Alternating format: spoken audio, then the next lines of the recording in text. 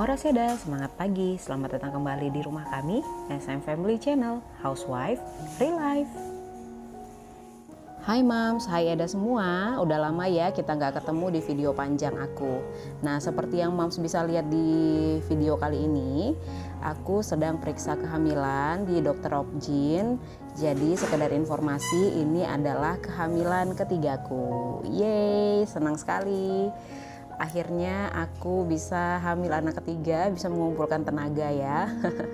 Nah, ini aku sempat membuat video singkat tentang kehamilanku yang ketiga ini. Jadi aku kemarin tahu kalau aku hamil itu sekitar usia kandungan 5 minggu ya. Nah, biasanya aku memang pakai merek ini, merek sensitif. Selain karena harganya terjangkau dan mudah didapatkan di apotek-apotek terdekat, juga hasilnya cukup akurat, tidak pernah salah. Selama ini aku pakai, selama menikah aku pakai sensitif ini cukup akurat ya. Jadi kalau Eda dan Mom semua yang baru pertama kali pengen cobain merek sensitif itu, boleh beli di apotek terdekat dan cara penggunaannya gampang sekali. Ada petunjuknya di dalam kemasannya. Nah, ini aku mau berbagi juga sedikit informasi tentang kehamilan ketigaku ini. Memang sedikit berbeda. Aku cukup sering sakit dan ada sekitar 2-3 kali aku dirawat di rumah sakit itu. Salah satunya ini aku yang sempat videokan ya. Ini videokan suamiku. Ini saat aku diberi infusan NaCl sama vitamin C dan ada cairan lain, aku lupa namanya apa. Yang jelas itu sebagai penguat kandungan, juga sebagai tenaga, juga beberapa cairan untuk tenaga di tubuhku gitu. Karena memang di kehamilan ketiga ini aku cukup sering merasa kelelahan, terus juga tidak selera makan sampai di usia kandungan sekitar 5 bulan. Susah sekali makan dan sering muntah gitu. Jadi aku sering ngedrop.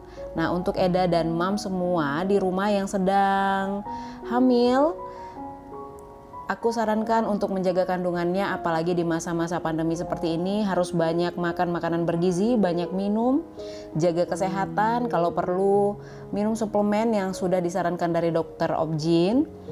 Jadi kita nggak ngedrop ya Mams ya. Dan baby di dalam kandungan juga bisa sehat. Dan jangan lupa untuk selalu periksa kandungan secara rutin dan atau secara berkala, itu sekali sebulan ya, lebih bagus.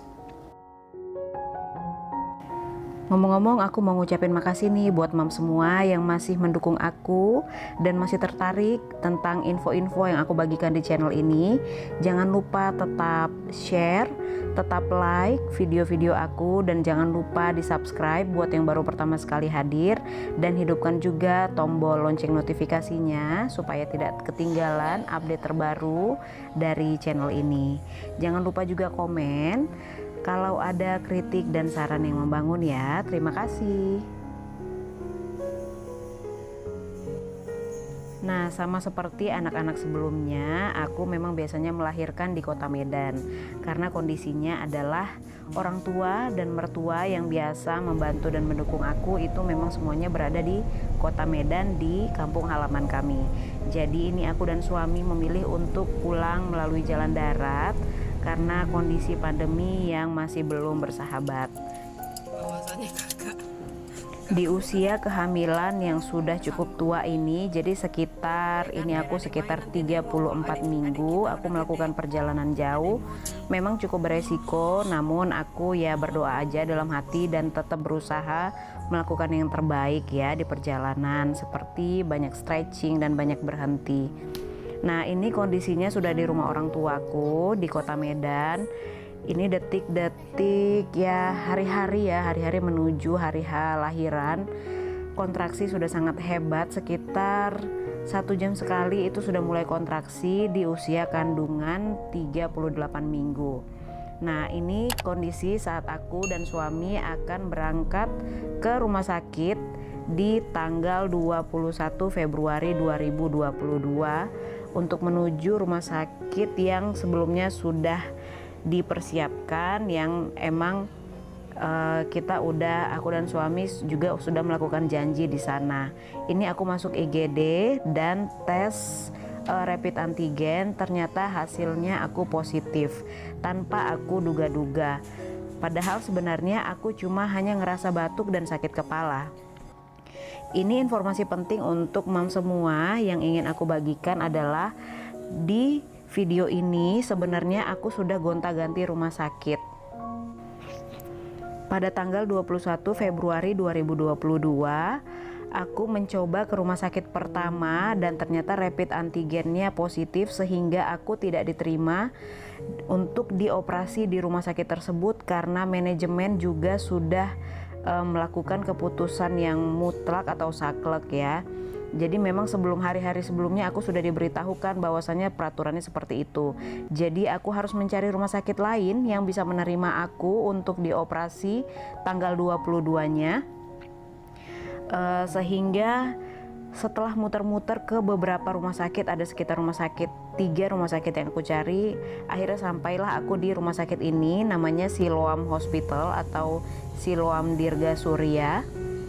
Dan aku bisa, untungnya puji Tuhan, aku bisa diterima oleh dokter obgyn. Dari beberapa dokter obgyn, hanya 2 dokter kalau aku tidak salah yang mau menerima pasien yang positif. Karena memang setelah di rumah sakit Siloam ini, paginya aku diperiksa, ternyata hasil swab cepat dan swab detailku itu hasilnya positif, aku terkena COVID-19 di era Omicron ini ya Mams. Nah, di video ini Mams semua bisa lihat detik-detik aku akan masuk, menit-menit ya sebenarnya aku akan masuk ke dalam ruangan operasi.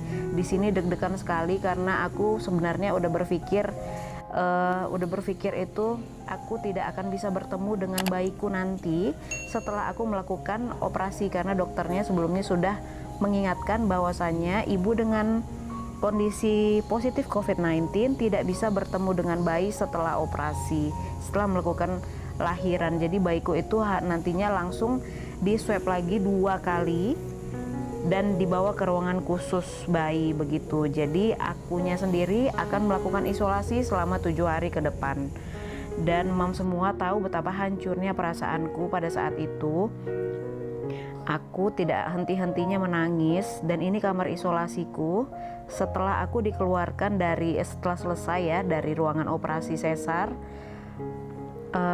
Ini tanggal 22 Februarinya 2022. Setelah operasi aku masuk ke dalam ruangan isolasi sendiri, dan ini mataku terlihat bengkak-bengkak. Itu sebenarnya gatal-gatal ya akibat efek samping dari antibiotik yang saat aku operasi tadi. Jadi saat operasi tadi berlangsung, kita tetap dimasukin lewat infus antibiotik.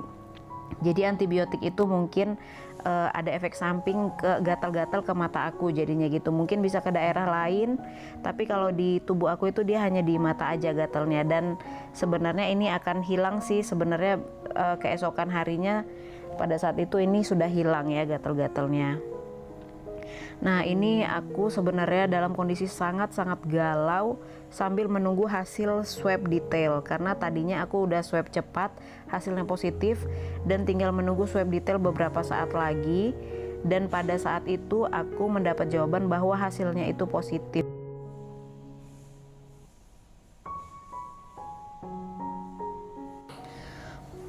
Yang membuat aku semakin menangis dan semakin putus asa pada hari itu adalah aku tidak bisa memberikan ASI pertama untuk bayiku, tidak bisa memberikan kolostrum yang sangat penting, antibiotik alami untuk tubuhnya, dan aku tidak bisa melihat dia bahkan dari jauh sekalipun. Aku hanya bisa mendengar suara tangisannya saat dia keluar dari perutku. Bahkan aku tidak bisa mengenali wajahnya.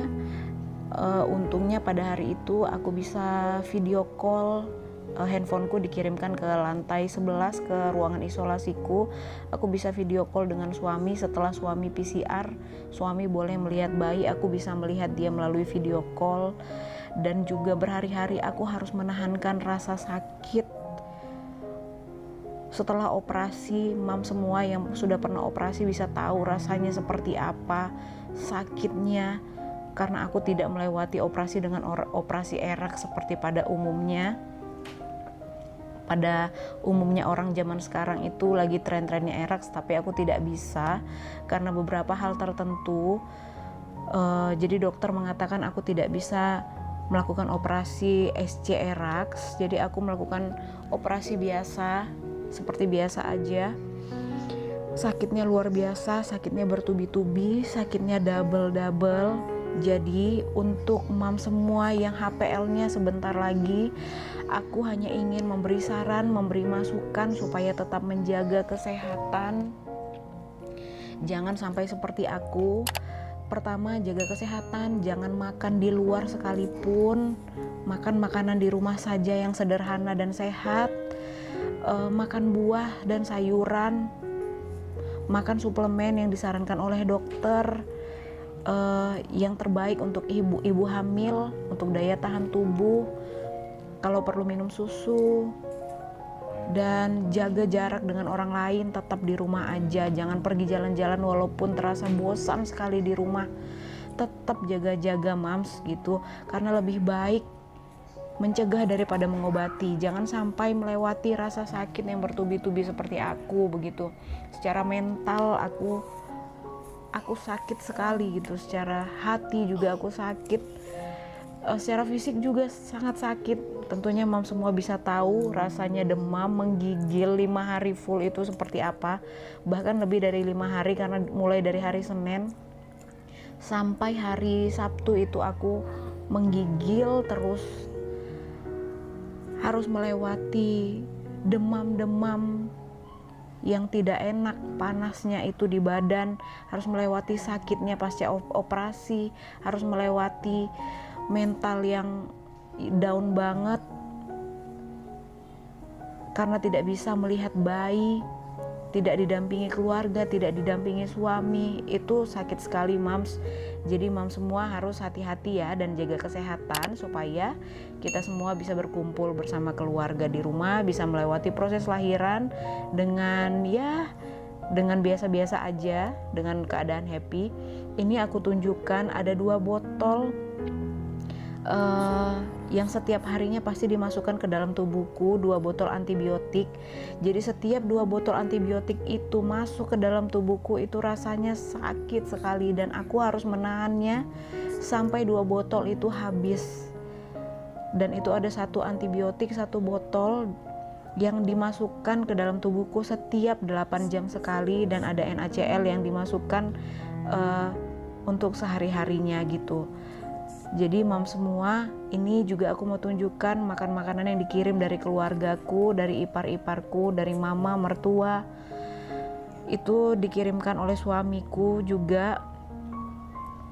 Tentunya tidak bisa dikirimkan secara langsung karena harus melalui beberapa proses, beberapa tahapan dari lantai ke lantai hingga bisa sampai ke kamarku di lantai 11.